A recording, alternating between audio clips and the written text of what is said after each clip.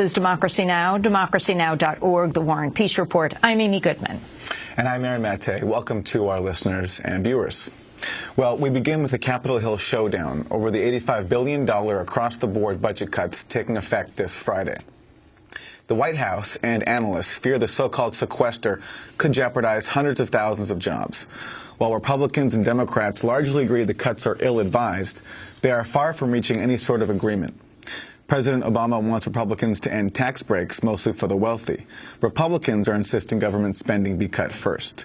This is House Speaker John Boehner. The president says we have to have another tax increase in order to avoid the sequester. Well, Mr. President, you got your tax increase. It's time to cut spending here in Washington. Instead of using our military men and women as campaign props, if the president was serious, he'd sit down with Harry Reid and begin to address our problems.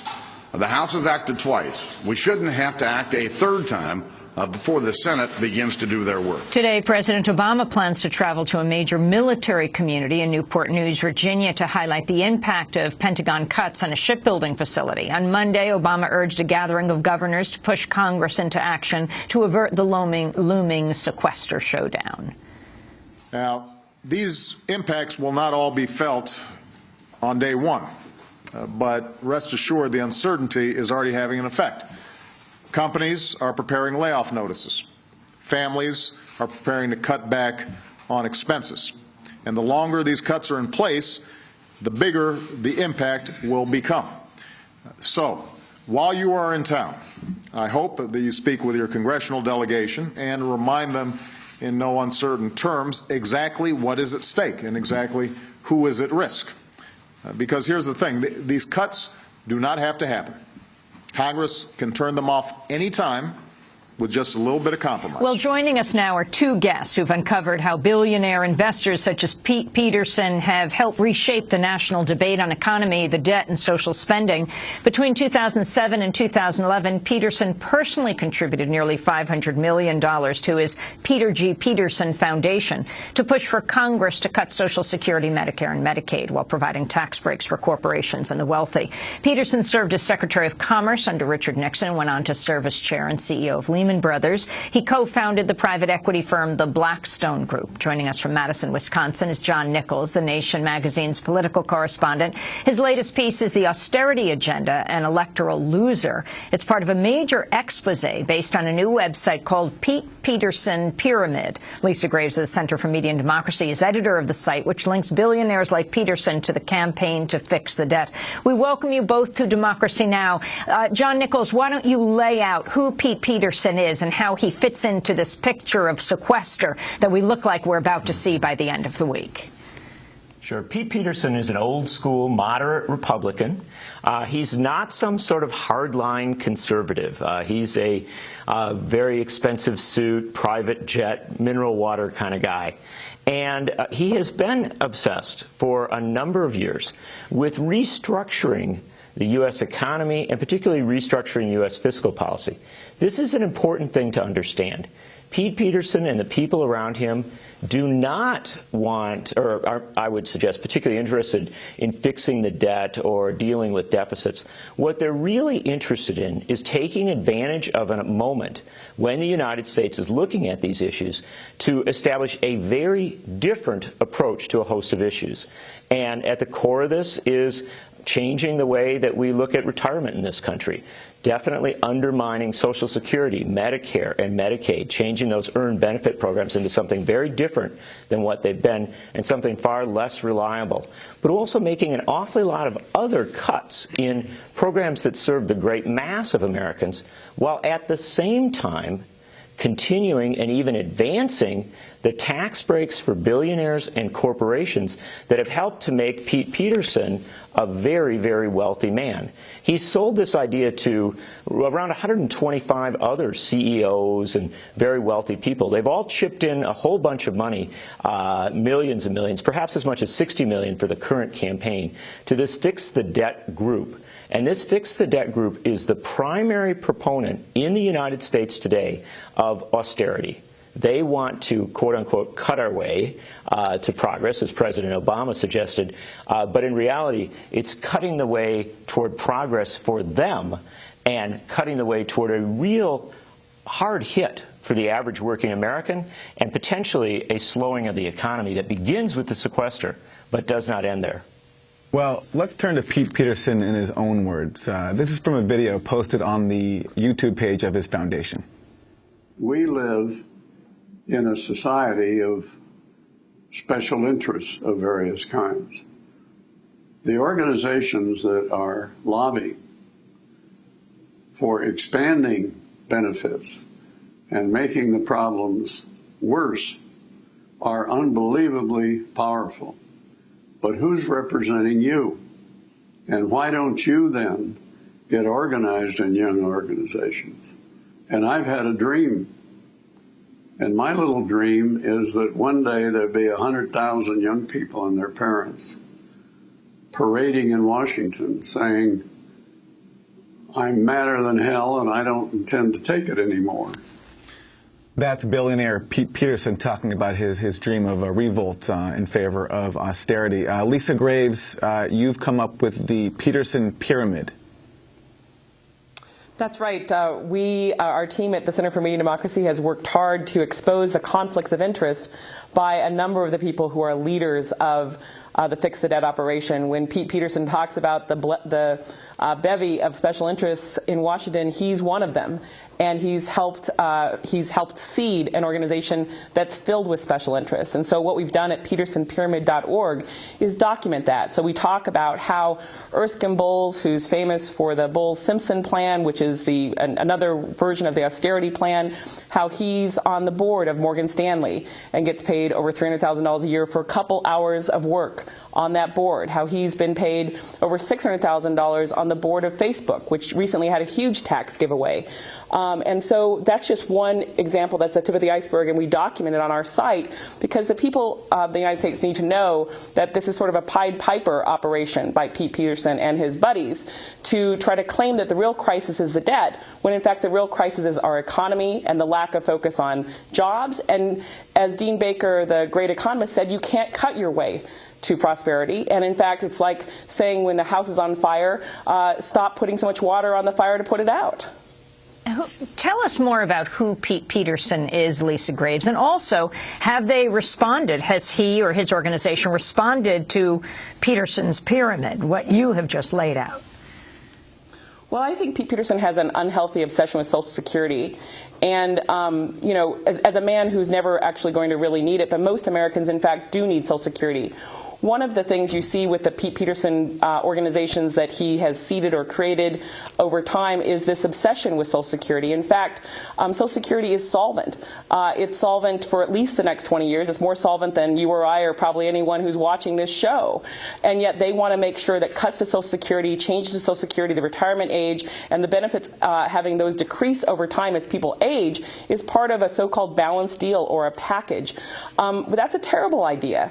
And that's part of the Pete Peterson legacy. He's also seeding these groups to have this sort of youth group element to it, which is really, it would be funny if it weren't so worrisome, where they have put a lot of money into this notion that the youth of America are having this uprising, the dream that he said in that video, when in fact most American students are deeply concerned about the jobs in this country, and cutting our government budget in the ways that Peterson and his buddies propose will make that job climate even worse for those students. Those students are far more concerned about their own personal debt and student loans than the debt that is supposedly being levied on them by Social Security, which does not actually contribute to the debt. Has Peterson responded, Lisa, to Peterson's pyramid?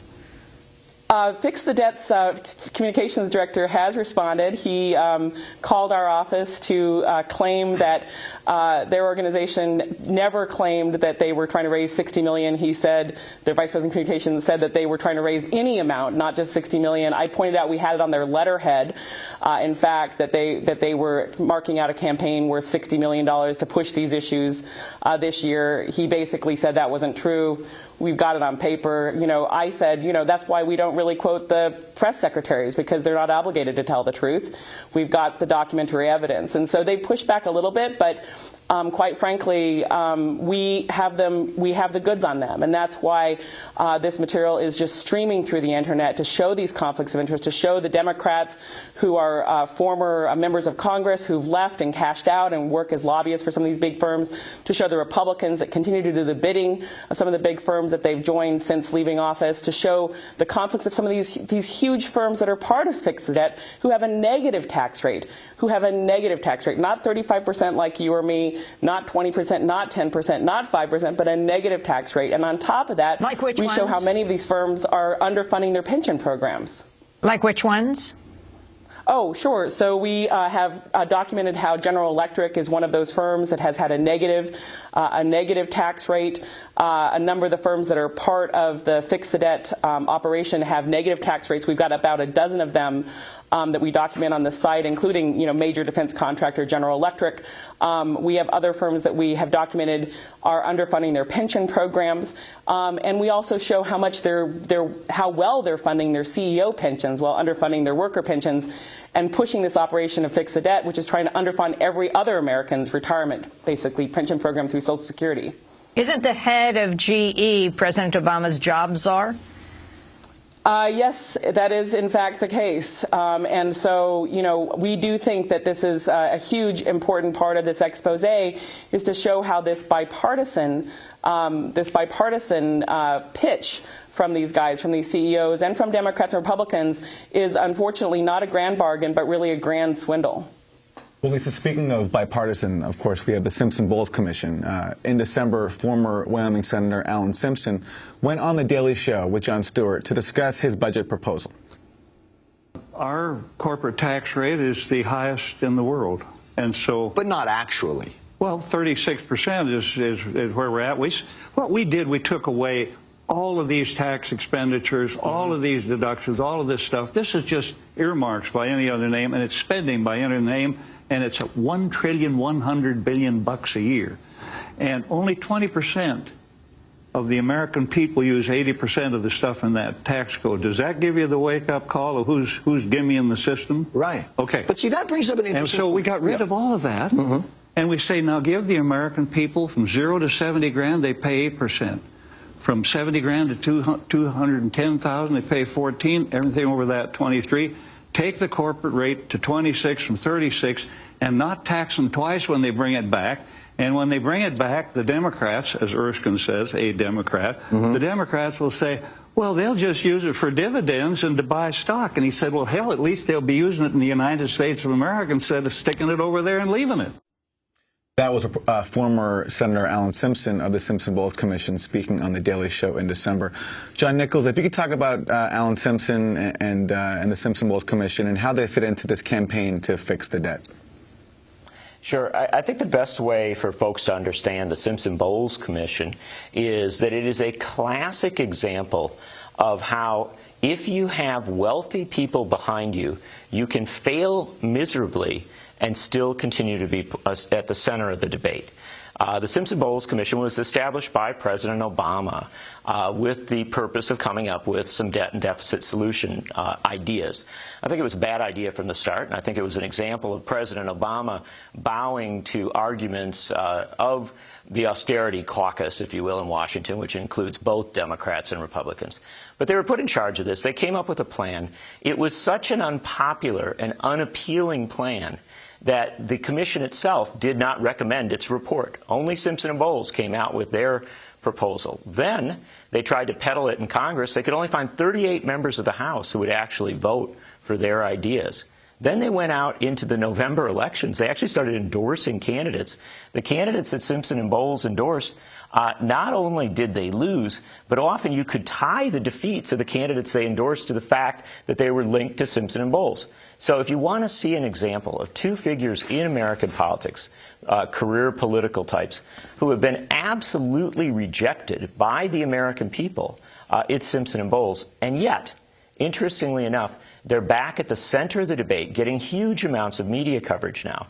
And one of the reasons for it is their tie to fix the debt. When Fix the Debt was launched last summer, it wasn't launched at a kitchen table of some working family or in an abandoned factory. It was launched in Sun Valley, Idaho, at a retreat for CEOs and billionaires. And Simpson and Bowles said, we're going to go out and launch a grassroots campaign to get the American people to force Congress to act on the ideas that we've put forward, which are an American austerity agenda. And they said they were going to get 10 million signatures on petitions to do this. Amazingly enough, for this big grassroots campaign, all this millions and millions in spending, they still only got about 300,000 signatures. And most of those signatures appear to be tied to either bought lists or people who work for companies allied with the Fix the Debt operation. So the bottom line is, Simpson and Bowles are arguing for austerity and being held up by much of the media as legitimate players, when in fact they are advocating for zombie ideas, ideas that have been slain by the voters and frankly even by Congress, and yet they walk among us. Let's go to another clip, this one uploaded to YouTube by a new group called The Can Kicks Back. It features Alan Simpson addressing, quote, the youth. Stop Instagramming your breakfast and tweeting your first world problems and getting on YouTube so you can see Gangnam Style. Gangnam Style. And start using those precious social media skills to go out and sign people up on this baby. 3 people a week, let it grow, and don't forget, take part or get taken apart. Boy, these old coots will clean out the treasury before you get there. That was Alan Simpson of the Simpson Bowles Commission. Lisa Graves, what is this Can Kicks Back group? Well, it's interesting. Simpson has talked about the Can Kicks Back as if it was some sort of grassroots operation that emerged on college campuses nationwide. In fact, it operates out of the Fix the Debt offices in Washington. And it is another arm of their operation. Internally, in essence, they call it the millennial part of their operation. This is a well-funded, very slick, glossy campaign with T-shirts and videos featuring people like Simpson and others claiming that your grandparents are ruining your future. It's quite an audacious set of claims by these guys, especially when Social Security actually isn't contributing to the debt currently and could easily be fixed 20 years from now by cutting out the loophole for Social Security taxes on income above $110,000. And so it's quite a scam. It's a gimmick. It's part of the gimmick of their campaign, and it's something that I think people ought to be very wary of. And quickly, John Nichols, the cuts are supposed to take effect on Friday. Their potential effect on working people? Their potential effect on working people is severe. First off, there are the direct effects. You have an across-the-board austerity cut in federal programs, and that will have service impacts right away, things like flying, just traveling in this country. Also, there are very credible estimates that this will lead to, at a baseline, of 700,000 job losses. And so we're talking over the coming months, if this sequester goes forward, of a significant slowing of the U.S. economy. This is classic austerity. Cuts at a time when the economy is weak, followed by job losses. And the tragedy of it, the really significant thing to be conscious of, is that Simpson and Bowles and Fix the Debt are waiting on the sidelines here to jump in and say, well, this is so disorderly. You know, we don't want to have across-the-board cuts. And what they are really arguing for is a systematized austerity, one where you have very, very wealthy people deciding what sort of fixes we will have for our economy.